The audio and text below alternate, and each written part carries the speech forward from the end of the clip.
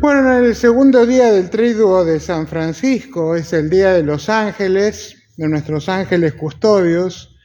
Y como les decía también hace un ratito, seguramente cada uno de nosotros ha tenido alguna experiencia durante su vida en la cual sintió de que hay una presencia muy especial que te está cuidando, ¿no? Yo me he encontrado también en mi tiempo, digamos, de sacerdote, con especialmente niños y personas que vienen desconcertadas por ciertas cosas que pasan alrededor en las cuales sienten esa protección. Me acuerdo de una mamá que estaba sorprendidísima porque su niño le pedía que le haga una torta a su amigo que cumplía años o que estaba de fiesta.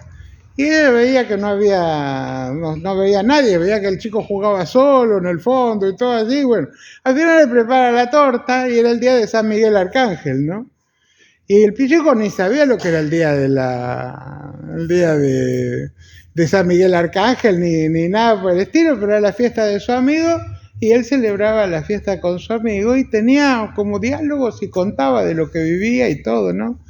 Yo creo que todos hemos tenido algo de eso y después como somos tan grandes y ya maduros y todos hemos perdido esa inocencia y ya no escuchamos la voz de lo espiritual de esa manera, ¿no es cierto? Porque razonamos demasiado las cosas.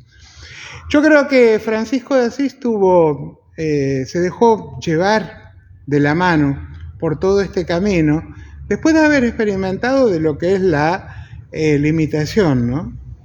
Cuando empezó a experimentar la limitación, empezó a ver también que él necesitaba otras cosas, empezó a buscar y se encontró con este Jesús que desde el Cristo de San Damián le pedía que restaure la iglesia que como ves estaba en ruinas, ¿no es cierto?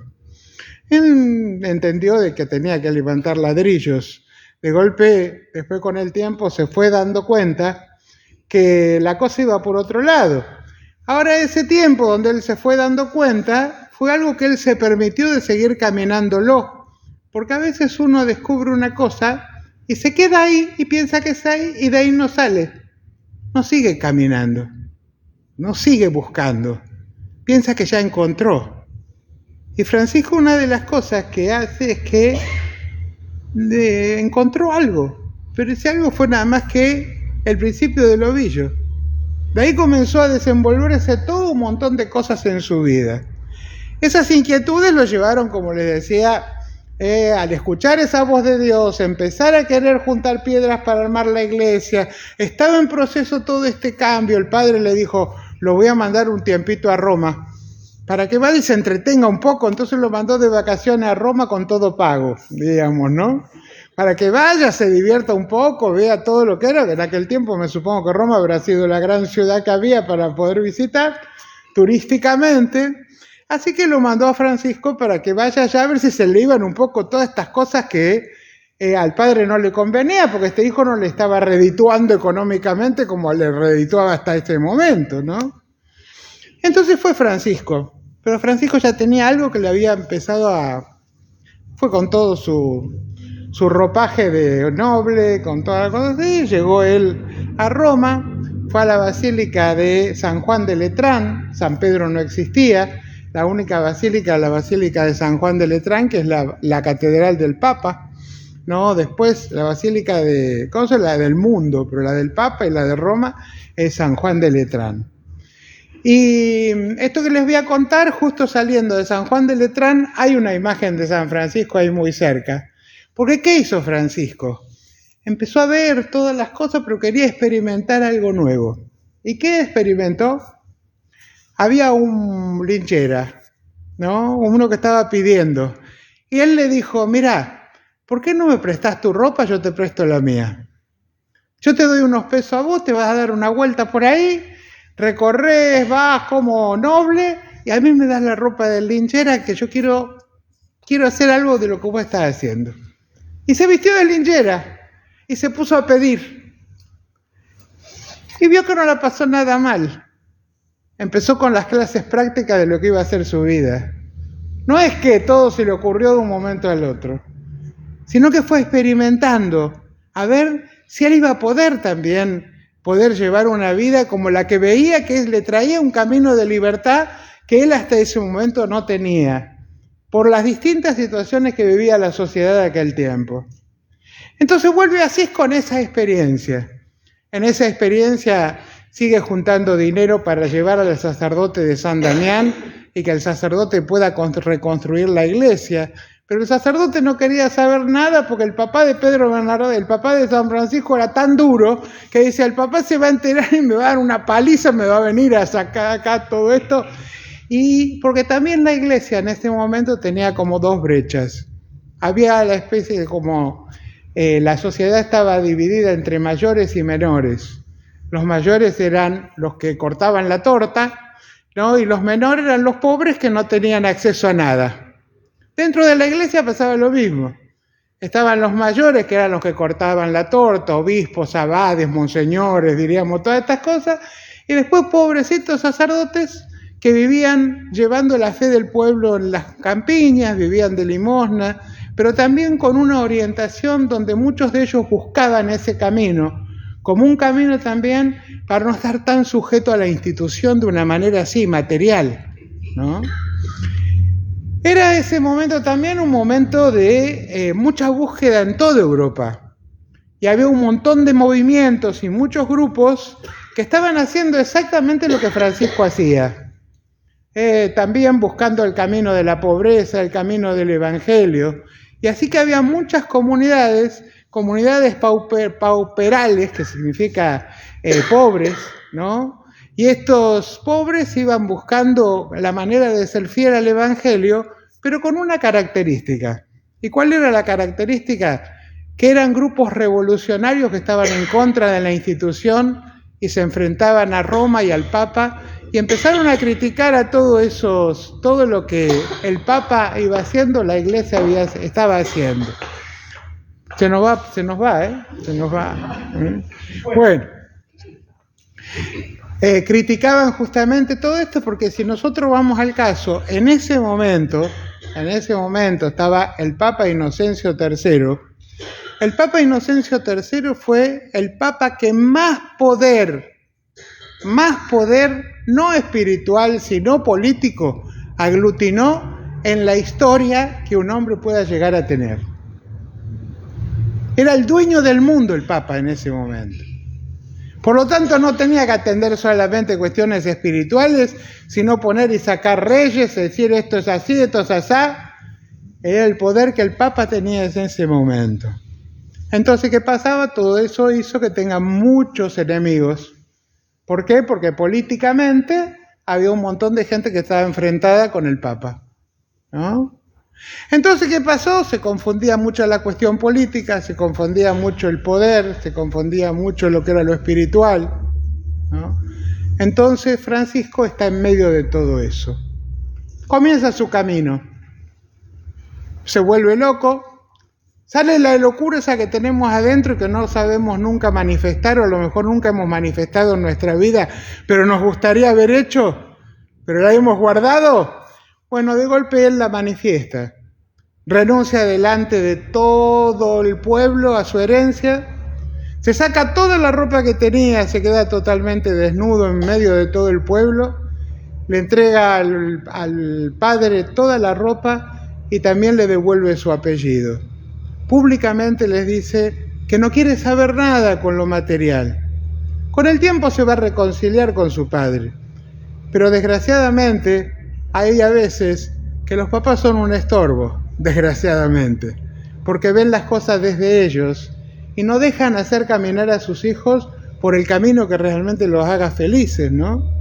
Y Francisco tuvo que abandonar temporariamente su familia para poder llevar adelante su vocación y también para poder llevar adelante su locura, la cual aparentemente lo dejó solo, porque del pueblo nadie lo siguió, pero se fue a vivir con los leprosos. Se puso en patas, una túnica, la cuerda, y empezó a todo el día a lavar, a saltar, a servir, a lavarle las heridas a esta gente que estaba ahí. Y empezaron a ver un hombre tan feliz, que de a poquito aquello que parecía del loco, empezaron a ver, parece que tan loco no está, porque nosotros seguimos apretujados en nuestra estructura, y sin embargo, mirá qué feliz que está.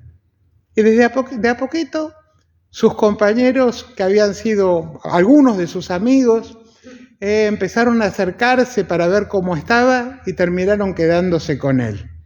Podríamos decir que fue la luna de miel de San Francisco todo ese primer tiempo. Los primeros compañeros, cuando llegaron a un pequeño grupo, ya los mandó a evangelizar de 2 en 2 a distintos lugares. Vivían de una manera donde todo era familia, todo era espiritualidad, todo era alegría, todo era reírse, todo era compartir. No les importaba nada que tenga que ver con lo material, sino poder seguir a Jesús desde el Evangelio. Iban a las iglesias, escuchaban la palabra de Dios. Ahí Francisco escuchó que tenía que ir por el mundo y llevar el Evangelio con una sola túnica, que vayan simples. Y así es como empieza a mandar a sus discípulos para todos estos lados. Así, cuando llegan 10, 12, entre ellos ya había un sacerdote, por lo tanto ya podían tener la misa, porque hasta ese momento no tenían, ¿no? Llega un sacerdote con ellos, están ahí, pero empiezan a tener problemas. Problemas con la gente que se quejaba porque es como que la crema de los jóvenes de aquel tiempo se estaba haciendo toda pobre. Los padres que tenían mucha plata, ¿qué iban a hacer con la plata? Si no dejaban herencia. ¿A quién le iban a dejar si no querían saber nada? Entonces empezaron a criticarlo. Entonces dice, bueno, voy a ir a ver al Papa para que el Papa me dé permiso. ¿Quién lo iba a atender? Poligrillo, ¿no? Un linchera, mejor dicho, no uno, 12 lincheras que aparezcan en Roma y le pidan audiencia al Papa. Francisco nunca hizo diferencia entre unos y otros. Él era pobre, vivía pobre, comía como un pobre, dormía como un pobre, pero nunca hizo diferencias sociales si había un rico o un pobre. Con todos los trataba bien, con todos trataba de ser amigos. No tenía ese complejo un complejo, sino que eran sus hermanos. Eso también hizo de que se haga amigo de una viuda de Roma, que él le decía, la hermana, ¿cómo que se llama? La hermana, me olvidé, bueno, está enterrada inclusive cerca de la tumba de él, ¿no? Y esta mujer que conocía todo el ambiente de Roma, le iba buscando los lugarcitos para que Francisco pueda ir a ver al Papa, puede ir a ver todo esto, porque ella sabía cómo poder llegar a estos lugares, así que le preparó un poquitito todo esto. Al principio no lo recibieron, pero el Papa tuvo un sueño, y en ese sueño veía a este pobrecito, ¿no es cierto?, que de golpe estaba sosteniendo la iglesia de San Juan de Letrán que se venía abajo, y en ese sueño veía que este hombrecito sostenía con sus brazos esta iglesia que se estaba derrumbando. Y cuando vio eso dijo, este pobrecito es un gigante, alguien que Dios está mandando para renovar la iglesia de este tiempo. Así que lo cita al otro día, lo cita en Roma, lo escucha, lo bendice, y en el año 1209, ¿no es cierto?, en abril del año 1209, le da una bendición especial a Francisco diciendo, Francisco, anda por todo el mundo y multiplicate. No, que lo que estás haciendo está con la bendición de Dios. A los 3 años ya todo esto empieza a tomar forma, a los 10, 12 años se hace ya la regla que él presenta en el año 21, después en el año 23, ¿no? Entre medio viene Clara, entre medio vienen miles de cosas, ¿no? Pero también, así como todo esto se institucionaliza, también empiezan a venir un montón de problemas. Empiezan a venir un montón de problemas porque todos estamos bien, acá están las hermanas terciarias, los hermanos, estamos todos bien. Pongámonos todos bajo el mismo techo durante un mes a ver cómo terminamos, digamos, ¿no? Cada uno ya tiene sus rayes, cada uno tiene su ñaña, yo quiero esto, yo quiero aquello, yo duermo hasta ahora, no puedo comer esto, no puedo hacer esto, no, a mí no me goza, cada uno ya va teniendo lo suyo, ¿no? A medida que va pasando el tiempo. Ustedes imagínense, una cosa eran los 12 primeros, otra cosa eran cuando llegaron los 5.000 frailes. cada uno con sus cosas. Muchos de ellos venían muy formados, muchos nunca habían agarrado un plato ni lavado un plato porque eran de la aristocracia. Otros habían estudiado en la universidad, por lo tanto eran doctores. Y querían un escritorio y una biblioteca y también querían tener todo lo necesario para poder tener. Y uno dice, y por supuesto, sí, pero para Francisco era un dolor tremendo, porque en aquel tiempo, donde no tenía las personas posibilidades de estudiar como la tenemos hoy, la sabiduría humana se veía como una actitud de poder muy grande. Las personas que estudiaban comúnmente eran personas muy poderosas y dominaban a los demás o eran muy soberbias, se creían más que los demás. Por eso él tenía miedo a las personas que estudiaban, porque decían que eran personas soberbias, ¿no? Entonces, él daba permiso a cada uno para que enseñe a los demás, porque tenía miedo de que le transmita nada más que esa superioridad y no le transmita realmente el conocimiento que te lleva a ser mejor persona, a ser más santo. Por eso uno de los primeros que le da permisos a San Antonio de Padua, ¿no? Que San Antonio, después de muchos años, pasó totalmente desapercibido, siendo una persona que sabía tanto y en humildad vivió su vocación, que cuando le dio Francisco el permiso para abrir la boca, le dijo, enseñale teología a los frailes, porque vos también les enseñás humildad. ¿No? Y eso era lo que buscaba, ¿no? Y así Francisco, ustedes saben que, bueno, fue superior, por supuesto, de la orden, llevó todas las cosas, pero después empezó a tener un montón de cosas porque muchos lo veían. Sos un santo, Francisco. Sos lo más grande que hay, Francisco. Pero nosotros no podemos ser como vos, así que vamos a ir acomodando las cosas como podamos. Y ese espíritu de los primeros 12 discípulos se fue diluyendo para ir haciéndose toda una institución que ya en vida de Francisco estaban todos los rincones a donde llegaba la iglesia, también llegaban ya los hermanos. Hasta ya tenían cargos, ya algunos eran obispos. Hay uno, Fray Elías, que era compañero de él, fue nuncio apostólico en Turquía, ¿no? No siendo ni siquiera obispo, era hermano y era delegado del Papa en Turquía, en toda aquella zona, ¿no?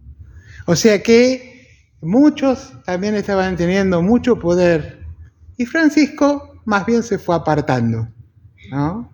Más bien se fue apartando y se fue dedicando más a lo contemplativo. Iba a charlar más con Clara, tenía 2 o 3 frailes con los cuales se dedicaba a charlar y a rezar. Salía de vez en cuando del lugar donde estaba y de lejos saludaba a los hermanos nuevos que de lejos lo miraban para saludarlo y conocer al Francisco, que ellos venían de distintos lugares de Europa para venir a conocer, ya que eran parte de su orden.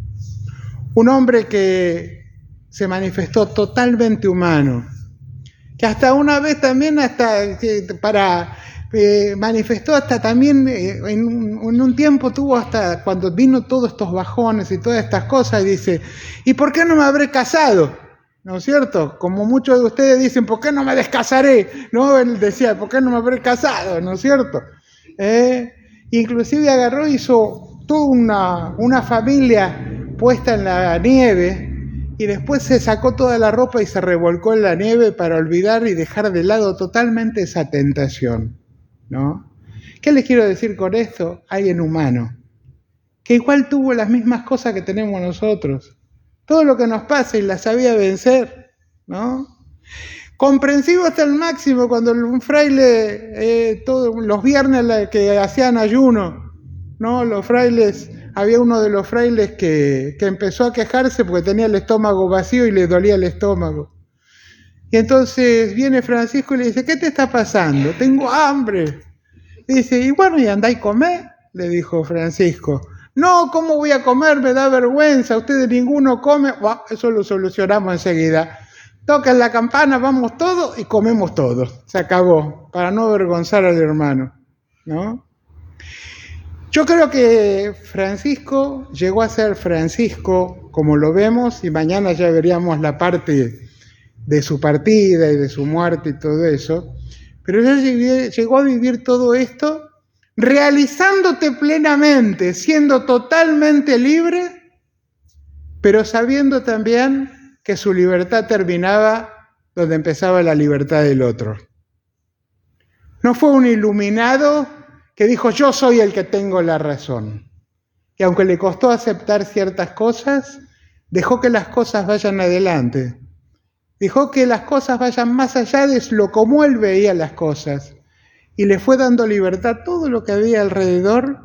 Y de esa manera pasa también como muchos de nosotros, que vamos a ser felices y vamos a mirar posiblemente a los hijos, a los nietos, una familia, la cual hoy nos contiene, tiene tantas cosas para brindarnos y nosotros seguimos brindando, pero estoy seguro que en el corazón de cada uno de nosotros hay muchas cosas que no hemos hecho para poder mantener esa unidad con ellos.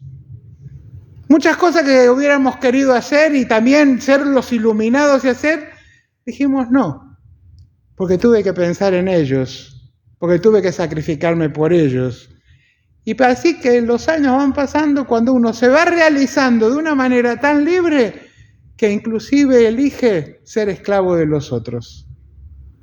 Ya no te obligan a servir a los otros. Vos desde la libertad elegiste servir y ahí encontrás, digamos, tu realización personal, ¿no?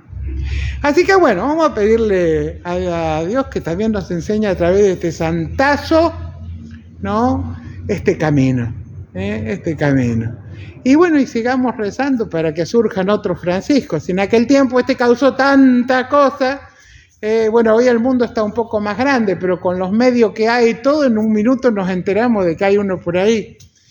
Pero el problema es que hoy somos tan incrédulos que lo que vemos o lo que escuchamos, lo razonamos de tal manera que muchas veces nos llega del corazón, porque creo que el mayor miedo de este tiempo es que no queremos cambiar.